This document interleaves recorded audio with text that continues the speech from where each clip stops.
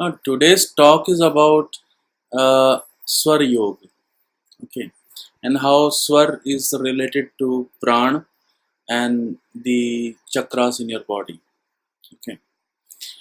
Now, what is Swar? Swar is actually your breath, okay. So, what you can say uh, at any point of time, your breath will not be equal.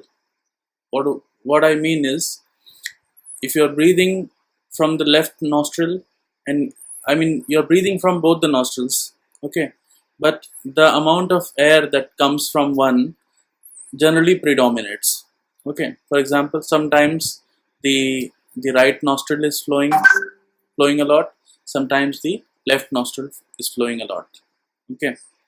So, and this alternates every 1 hour, 1.5 hour, okay, and there will be a very brief moment when both the nostrils are functioning together. Now, this is called when the right nadi, when the right breath is predominant. That is called Pingala nadi. Pingala, that is the right nadi. We also call it Surya nadi. When the left nostril is predominant, we call it Ida nadi. Ida, and it is also called Chandra nadi. Okay. Now, as the name suggests, so Surya Nadi and the Chandra Nadi. Surya Nadi is very heating in nature, okay, and Chandra Nadi is cooling in nature. So when you see that Surya Nadi is active for a very long time, then you'll feel lot of energy, lot of heat getting generated inside your body.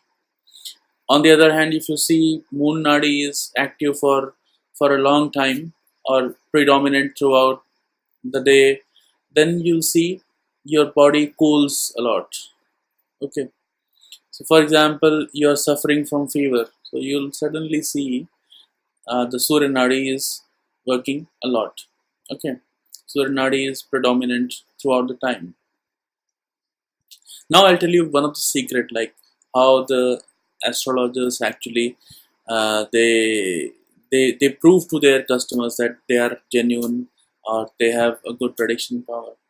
So what they do is, in astrology, uh, whenever some customer comes, whenever some client comes and he shows the Jan Kundi, then astrologer will tell him, okay, you have got mole on this and that part of your body.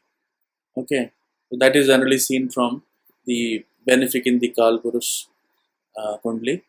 Like if somebody has benefic in the seventh house, then his private part will have mole, and obviously those things very. I mean, only he or his spouse will come to know mole in those portion, or sometimes even the native won't come to know, because practically half the part of your body that is behind you never see yourself, okay, and you don't even know that on this and that part that you haven't seen you have a mole.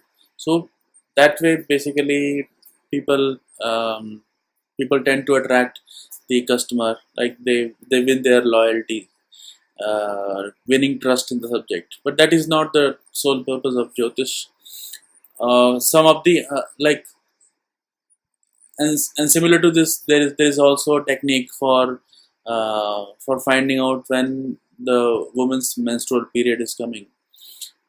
Uh, like in a kundli, you see if the transit moon is uh, aspecting the natal Mars in the woman's kundli, then generally that is the time when her menstruation comes.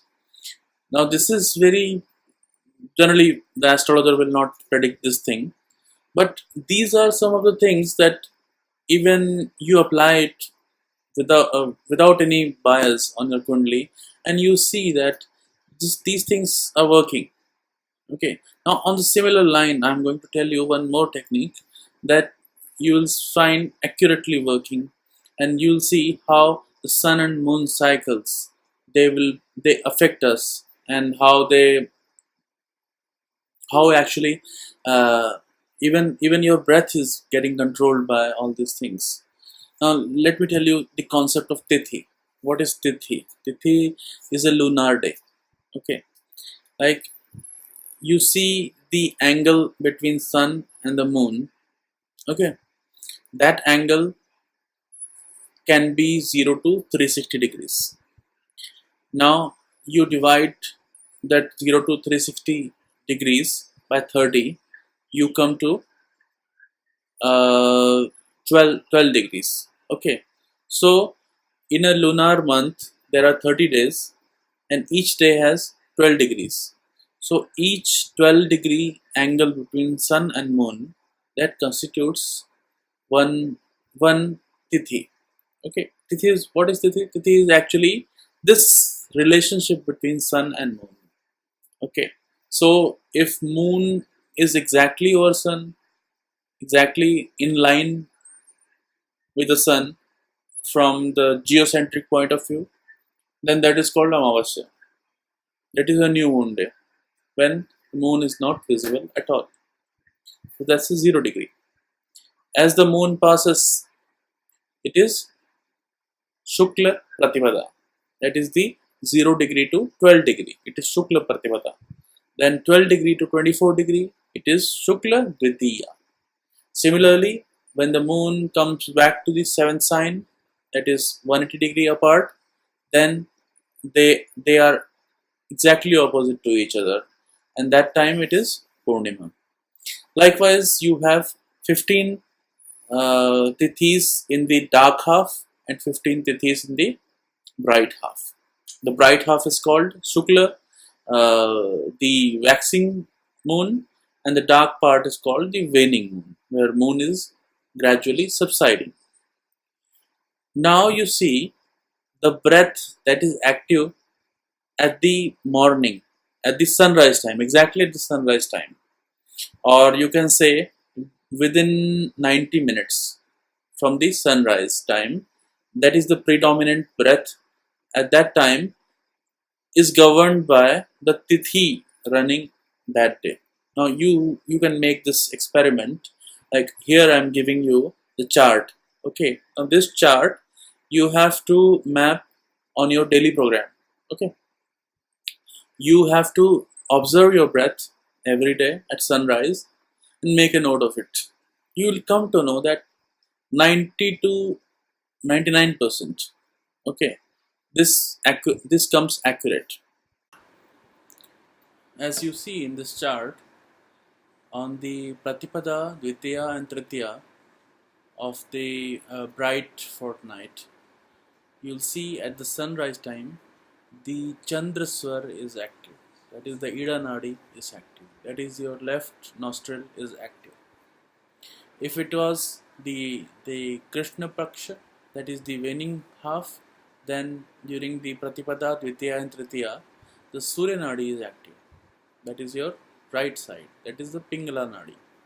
Likewise, you can map each day against the against some nadi that is active on during the sunrise. Okay, and then you will realize that the profound depth of the subject, the profound depth of the subject, how this subject, how this uh, Jyotish subject actually comes into play in our day-to-day life, and we are even unaware of it. And when you realize the real power of swar, the real power of nadi, then you then I'll tell you how you can make the best use of it. Okay, like I'll tell you one trick. If you want, let's say, you're sitting for an exam. Okay, and during those 3 hours, you will have alternate Surya Nadi and Chandra Nadi. Okay, now while writing, you have to think. For thinking, Chandra Nadi is required.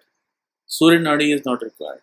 So how you can change your Nadi from Surya Nadi to Chandra Nadi and get the best out of that time? That all these small tips and tricks you can use. All these small tips you can use in your daily life to for the betterment. That is, it's all part of how you understand yourself. in a better way. Okay, so guys, let's take a look at this chart and just see how this is working out in your chart, how it is working out in your daily swara. Try to identify your swar. Then in the next video I'm going to tell you further details. Thank you very much.